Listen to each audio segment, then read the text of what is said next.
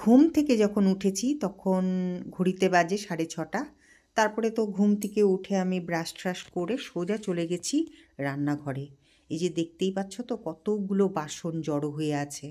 অনেক বাসন হয়ে গেছে যেগুলো আমার মাজা হয়নি।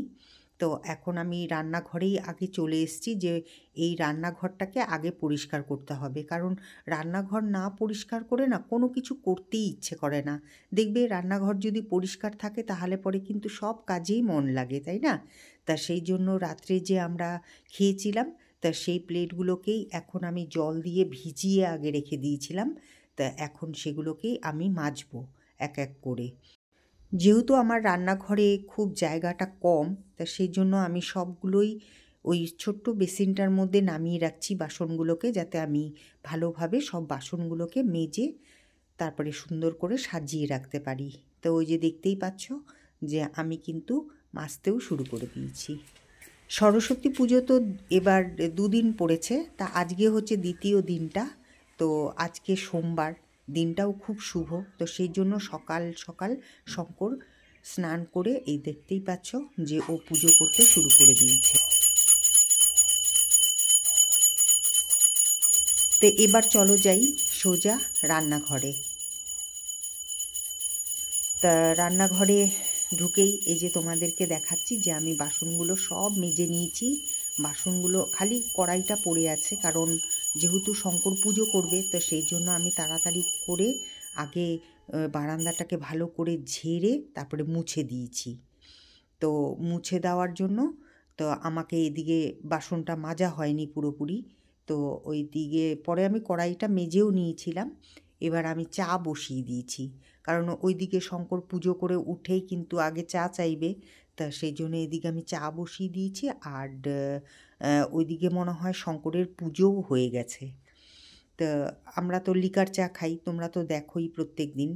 এখন আর শঙ্করকে আমি ওই লেবু দিয়ে জলটা দিই না, তবে ওকে দিতে হবে, কারণ আমার ঘরে লেবু নেই। তা সেই জন্য আমি শঙ্করকে বলেছি যে লেবু নিয়ে এসো। তো শঙ্কর বলল ঠিক আছে, বাজারে চোখে পড়লে অবশ্যই নিয়ে আসবো। তা যাই হোক, এখন চাটা হচ্ছে আর ওইদিকে আমি কাপগুলোকে সব ধুয়ে এক জায়গায় করছি, কারণ চাটা ঢালবো বলে। তো এদিকে ভাবলাম যে চা হতে হতে আমার যে বাসনগুলো সেগুলোকে ভালো মতন গুছিয়ে রাখি। তো যেগুলো মাজা হয়েছে ওই অগোছালো হয়েছিল সেগুলোকেই এখন গুছিয়ে রাখছি। আর এইদিকে আজকে করব হচ্ছে গোলা রুটি। আজকে যেহেতু সোমবার আর সরস্বতী পুজো আর তার মধ্যে নিরামিষ, তো আমি শঙ্করকে বললাম যে শঙ্কর, যেরকম দিল্লিতে আমি নিরামিষভাবে গোলা রুটি করেছিলাম ওরকমভাবে করলে খাবে? তা শঙ্কর বলল হ্যাঁ খাবো। শঙ্কর তো দোকানেই আছে। তা আমি এদিকে গোলা রুটির দেখো এই যে আটা দিয়েছি, আটা দিয়ে গুলিয়ে নিয়েছি। আর ওটার মধ্যে দিয়েছি লঙ্কা কুচি করে, আর দিয়েছি আদা কুচি করে, আর দিয়েছি হচ্ছে ধনে পাতা কুচি। খুব সুন্দর লাগে কিন্তু খেতে। এরকমভাবে করে তোমরা পাতলা পাতলা করে করে দেখো, খুব ভালো লাগে খেতে। ওটা সস দিয়ে খেতে না দারুণ লাগে। তো আমি ওইদিকে তাওয়াটা বসিয়ে দিয়েছি, দেখো জলটাও শুকিয়ে যাচ্ছে তাওয়ার, তার মানে গরম হয়ে আসছে। তা এবার আমি এই সাদা তেল দিয়ে ভাজবো। তা আমি ওই যে ফরচুনের রিফাইন তেলটা নিয়ে এসেছি। তো এখন ভাবলাম যে না, একটা প্লেটের মধ্যে নিয়ে নিলে তাহলে পরে সুবিধে হবে, কারণ প্যাকেট থেকে যদি ঢালি তাহলে কিন্তু অনেক সময় বেশি পড়ে যায়, আবার অনেক সময় কম পড়ে যায়। তা আমি ভাবলাম যে না, এই প্লেটের মধ্যে ঢেলে তারপরে যদি চামচ দিয়ে দিই তাহলে পরে পরিমাণটাও ঠিক থাকবে। তো সেই জন্য প্লেটের মধ্যে ঢেলে রাখলাম। আর এইদিকে দেখো তাওয়াটাও কিন্তু বেশ গরম হয়ে উঠেছে। তা এবার আমি এই তাওয়ার মধ্যে তেল দিয়ে তারপরে ওই গোলাটাকে ঢেলে দেব।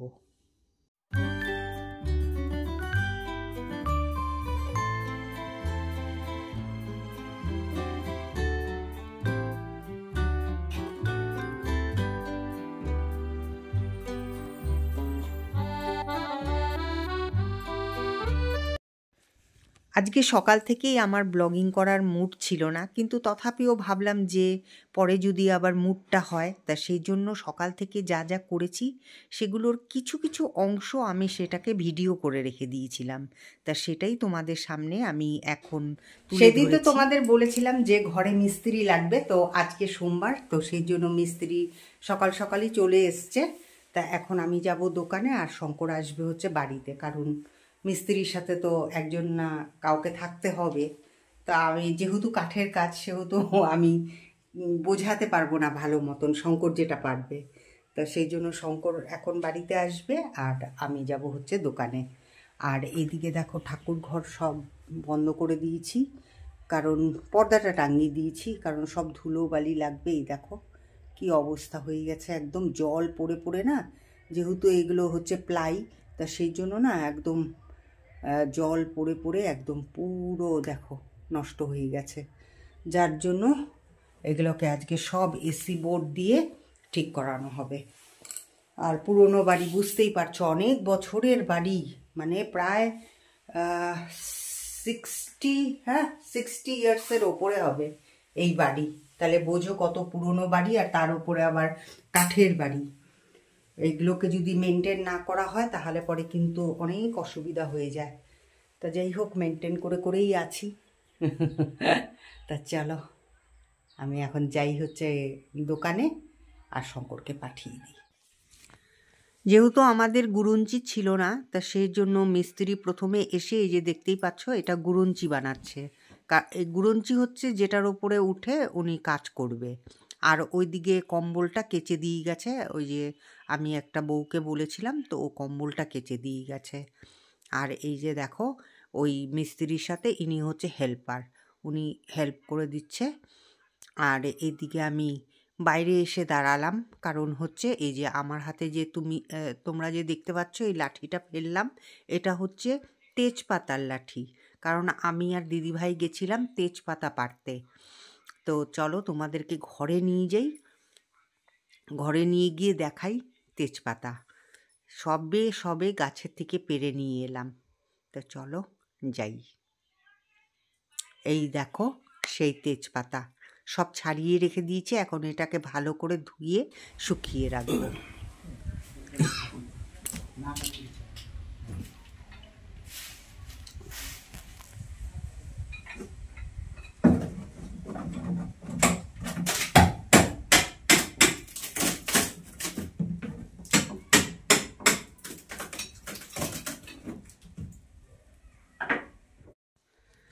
স্নান করে আমি চললাম এখন আমাদের স্কুলে, যেই স্কুলে আমি চাকরি করতাম, সেখান থেকে ইনভাইট করে গেছিলো সেখানে। তোমরা তো দেখলেই যে আমি স্নান টান করে তারপরে স্কুলে চলে গেলাম। তাই স্কুল থেকে আসার পরে আমি আর কোনো ভিডিও করিনি। তো আমি তো তোমাদেরকে বললামই, আমার কোনো মুডই ছিল না যে ভিডিও করার। তা যাই হোক, এখন আজকে হচ্ছে মঙ্গলবার, তো আমি এখন যখন এডিটিং করছি তখন ভাবলাম যে এরকমভাবে তো আর আধখাচেরা করে ভিডিওটা আপলোড করা যায় না। তা আমি ভাবলাম যে না, তোমাদেরকে জানিয়েই দিই যে আমি পুরোপুরি ভিডিওই করিনি, কারণ এক একদিন হয় না যে ভিডিও করতে ইচ্ছে করে না। তা সেটাই হয়েছে। আর তার মধ্যে এখন যেহেতু ঘরে কাজ হচ্ছে, আর বুঝতেই পারছো ঘরে কাজ হলে পরে কিন্তু অনেক মানে কি বলবো, অনেক ধরনের মানে বলতে পারছি না আমি অসুবিধা আসে এই ব্লগিং করার পেছনে। তো যাই হোক, তার মধ্যেও কিছুটা করলাম, আর কালকে আবার মন দিয়ে তোমাদেরকে ভিডিও করে তোমাদের সামনে ভালো মতন দেব, ঠিক আছে? আমি প্রমিস করছি। দেখো কালকের যে ব্লগিংটা আসবে তোমাদের সামনে, সেটা খুব ভালো লাগবে তোমাদের দেখে। তা চলো আজকের মতন এখানেই বিদায় নিচ্ছি, আবার দেখা হবে একটা নতুন ব্লগের সাথে তোমাদের সাথে। তোমরা খুব ভালো থেকো, সুস্থ থেকো। আর সরস্বতী পুজোতে তোমরা কে কে বাড়িতে পুজো করলে সেটা অবশ্যই আমাকে জানিও। আমি তো স্কুলে গেছিলাম, তা ওখান থেকে আমার ইনভাইট এসেছিল, তোমাদের তো বললামই যে ওখানে ইনভাইট করেছিল। তো আমাদের প্রত্যেকবারই আমাকে তো করেই, আর তাছাড়া আমাদের বাড়ির প্রত্যেককে করে ইনভাইট। তো আমরা সবাই, আমি, শঙ্কর আর মেজদা, এই তিনজন মিলেই গেছিলাম। তা দিদিভাই আর মেজদিভাই তো অসুস্থই, তা দিদিভাই বলল যে দিদিভাইয়ের শরীরটা ভালো লাগছে না, তা সেই জন্য দিদিভাইও গেল না। তা যাই হোক, এখন তাহলে পরে ব্লগিংটা শেষ করলাম। Tata, good night.